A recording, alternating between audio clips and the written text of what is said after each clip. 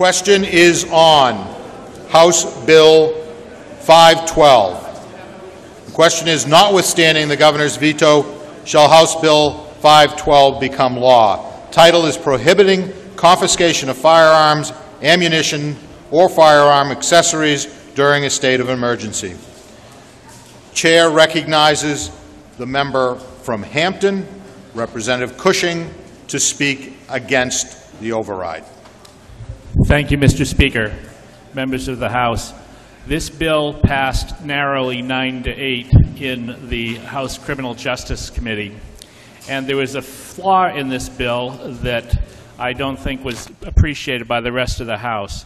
This bill provides no exemption for the legitimate confiscation of firearms during an emergency pursuant to an order that firearms be surrendered for reasons of domestic violence. It provides no exemption for the confiscation of firearms that are used during the commission of a crime.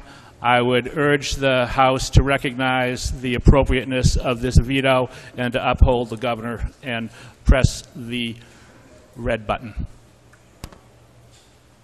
Chair recognizes the member from Dunbarton, Representative Hall, to speak in favor of the override. Thank you, Mr. Speaker. With all due respect to the former Speaker, this entire section of statutes and changes to the law would be under RSA 4, which is regarding the role of governor and the duties of governor and the authority of the governor. This is not about taking of a firearm in a domestic violence incident or taking because of a drug bust or something else. This is clearly a continuation of what was known as the Katrina bill from several years ago, where a governor declared a state of emergency and various police departments started confiscating firearms.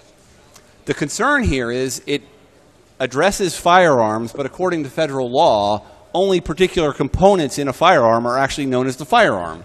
So in a pistol, it's the frame itself. Sorry, in a revolver, it's the frame itself. In a shotgun, it's the receiver. There's various pieces.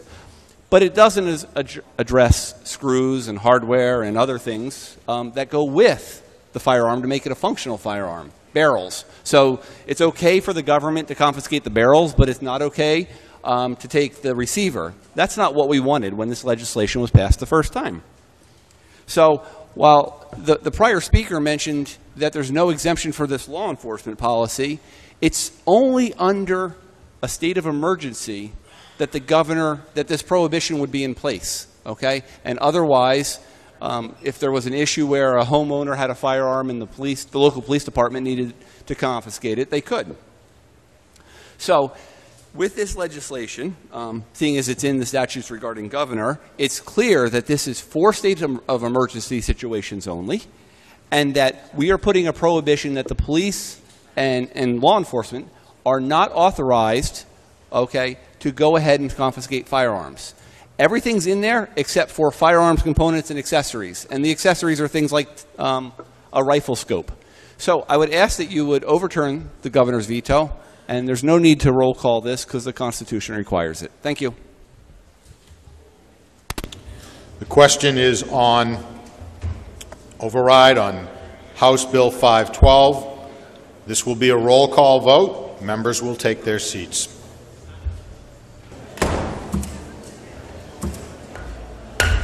House come to order. The question before the House is, notwithstanding the governor's veto, shall House Bill 512 become law? The chair recognizes Representative Shurtleff with a parliamentary inquiry.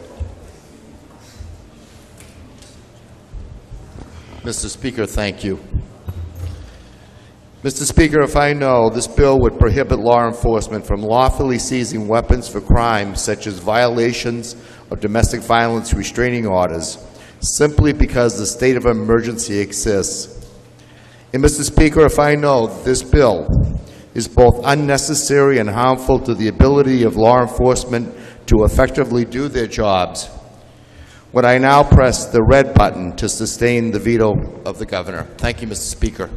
Question is, notwithstanding the governor's veto, shall House Bill 512 become law? If you are in favor of overriding the veto, you will press the green button. If you're opposed, you'll press the red button. The chair recognizes Representative Hull for parliamentary inquiry. Thank you, Mr. Speaker. If I know that this bill adds the following 2 words to an existing statute, firearms accessories, if I further know that that statute already precludes firearms and the issues raised by those opposing the veto were true before, if they are true, if I further know that there are exemptions necessary for law enforcement if they had to exercise authority to confiscate firearms and were under a direct order to do so, would I now vote green to override the veto? Thank you. Question is, notwithstanding the governor's veto, shall House Bill 512 become law? So roll call vote. If you are in favor, you will press the green button. If you are opposed, you'll press the red button. Voting stations will be open for 30 seconds.